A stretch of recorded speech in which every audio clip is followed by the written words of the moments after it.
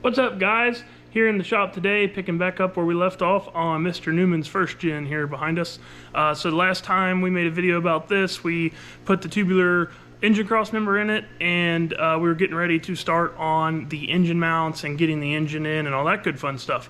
So figured I'd let you guys know where we're at with it.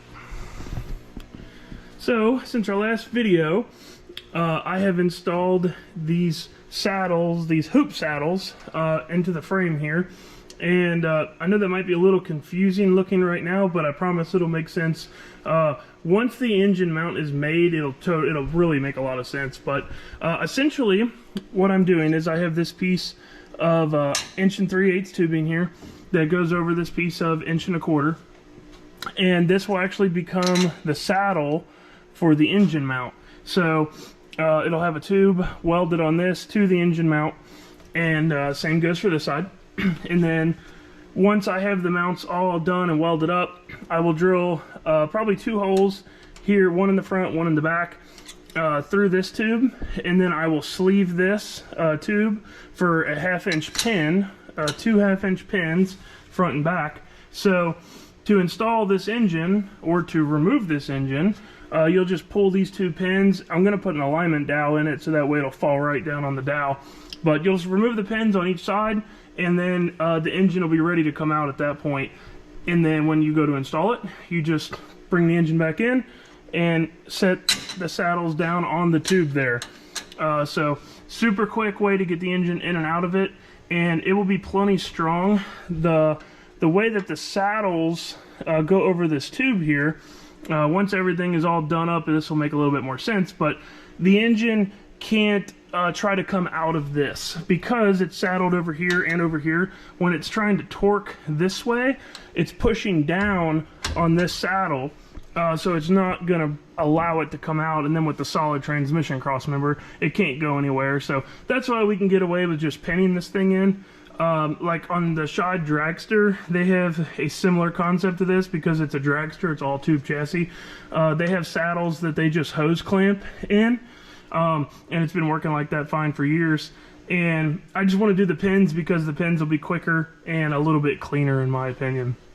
So next step is I'm going to take the engine cross member out. I'm going to get rid of this anti-roll bar, front sway bar, factory deal, and start getting the engine put in this thing and mocked up and get it exactly where I want it, and then we'll start building engine mounts.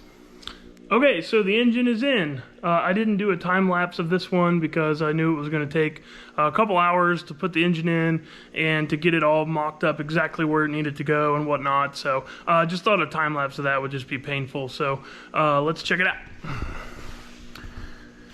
There she is. I ended up moving it forward, actually, just ever so slightly, about 3/8 of an inch. And I moved it down just a little bit, about less than a 1/2 inch, closer to a 3/8 of an inch, because I really wanted to be able to make sure that the transmission would come in and out of this thing really well, really easily. And I wanted to make sure that his hood would clear the turbo. The way this Steed Speed manifold is, where it was before, it was really close and we'd never checked it with the hood on, so I just didn't want to have any problems when I was building the hood stack piping or any of that stuff. Plenty of room on the left side here, pretty much plenty of room on the right. I'll mill down this bolt here so we can get a hose on that power steering pump return. But other than that, everything is mocked up and looks like it's fitting really well. We originally we were talking about his rear harness connectors. We thought we were going to have to go to a single harness connector, basically a bigger one with more pins, and repin the harness. But since I moved the engine down a little bit, we'll be able to use the original ECM, original wiring harness for this computer here, 12 valve guy, don't know common rail stuff. So that'll be nice. We won't have to change anything there. Jordan and I talked, and even though the factory vacuum booster and everything is going to clear, we decided to go with manual brakes on this because we have manual brakes on my truck, we have manual brakes on JP's with a trans brake. They work really well. we're doing some transmission stuff that we're able to still foot brake, spool up if we wanted to. If we ever wanted to try to launch this thing on the foot brake, we'd still be able to with the manual brakes. And it'll really clean up the engine compartment here. It'll save a little bit of weight, and it'll just overall make the truck a lot nicer. So for clearance back here, before it was a little tight up against the firewall. You can't see that great in this video here, but before it was pretty tight up against the firewall, and we were worried about the banjo fitting in the back of the head. I'm not 100% sure if we're still going to do this or not. I got to talk to Jordan, but we were originally going to drill a hole in the firewall and either do a body plug or some type of screw-in cap, so that way if you ever needed to access the fuel return banjo fitting from at the track or whatever, he'd be able to get to it. But we might actually have enough room now to where we could just do a normal style AN fitting, so I'm gonna have to get him over here and get his input on that. But pretty much it's all mocked up and it's ready for me to start building these engine mounts. I'll take you underneath and show you guys what we got going on under there.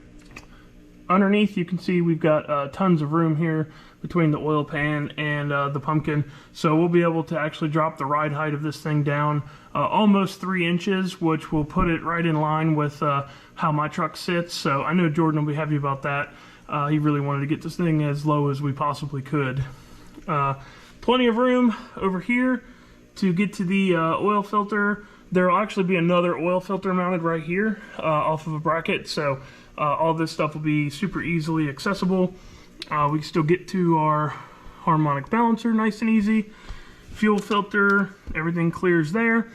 I'm going to notch the frame right here. It's a little bit hard to see in the video, but where my finger's pointing, I'm going to notch the frame rail right there just so we don't have any issues getting that high pressure line on that power steering pump.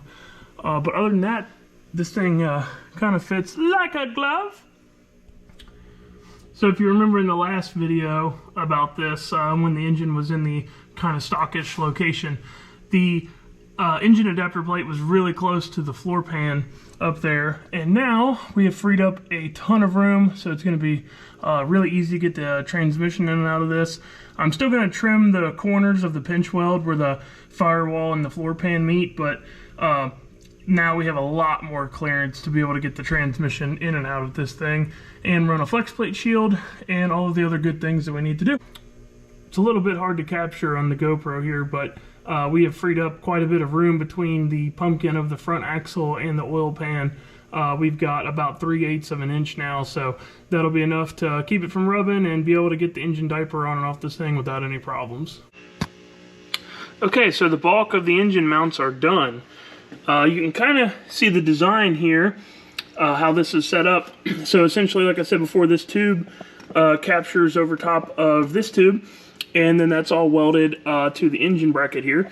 And we have integrated these lifting hooks into this, so that way when Jordan wants to pull the engine out, he can just throw a strap on the back of the hook, a strap on the front of the hook point, and he can yank this thing out of here.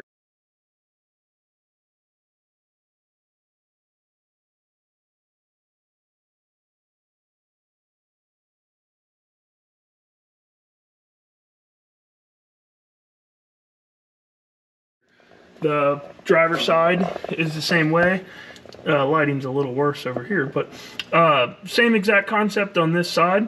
So this engine will be extremely easy to come in and out with this design. So the next thing I'm going to work on is how this is actually secured to here. I will drill a hole all the way through, and then I will sleeve it, and it'll get 4 half-inch pins that'll hold this thing in. So I'm going to jump right into that, and that'll be the next thing I show you guys. Okay, so I finally almost got the engine mounts done. I ran out of gas, but I'm not going to prolong this video anymore over a couple little sleeves that are missing. So without further ado, the engine mounts. So this is the pin setup that I was telling you guys about.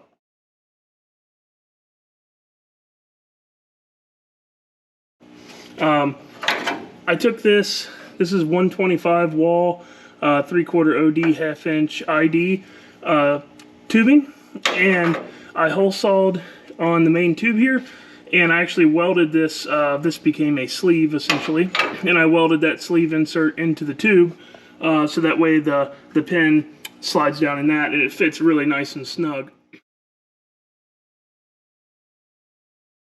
Now I ran out of gas, so I can't finish the sleeve at the top here, so I don't have 100% the weight off of this yet, just because without this sleeve being here, the pin isn't 100% centered where it needs to be on the bracket side, so it'll rock back and forth a little bit. But I was able to take the board off that I had on the front of it to get an idea of how it's actually going to set in here. And man, it's she's sitting nice, exactly how we had it all mocked up. Everything's looking really good. Same pin in style on that side. So once I finish the sleeves on top, the pin will be captured all the way through the tube, top and bottom. So the engine won't be able to tilt back and forth. It won't be able to rock side to side because it's saddled on these tubes. Plus it has those 1/2-inch pins in it. And if you guys are concerned about those pins breaking, they're rated for a 32,000 pound shear force. And just the way that naturally the tube saddles this tube, if the engine was to try to come out, it would have to lift this side and push this side down, and it's just not going to do that. So the 1/2-inch pins and having 4 of them are a little bit overkill, but you know, obviously we want to be safe and we don't want to have any problems. The other thing to keep in mind too is that this is going to be a solid transmission cross member. So when this thing's final assembled, there's no way anything's going to move, and it's going to make it really easy for Jordan to pull the engine in and out when it comes time to service it or anything along those lines. I'm going to cut the frame rail right here on both sides, kind of how you can see how it steps over. It just doesn't need to do that, and that way it'll give this tube a little bit more room. When you're pulling the engine in and out, you won't have to be as precise when you're setting it down in there. It'll give you a little bit more buffer room. So these pretty cool engine mounts. Looking forward to seeing how the strap, the lifting hook setup works, because this engine is not in here for good. It's coming back out again. Talked to Jordan, and there's a couple things paint-wise that we want to do with this frame, since I've welded on so much stuff and added so much bare tubing to this thing that really the frame from the firewall forward needs to be repainted again. So we are going to yank this motor back out of here, so I will let you guys know how those integrated lifting hooks work out. So like always guys, thanks for watching. Catch you on the next one.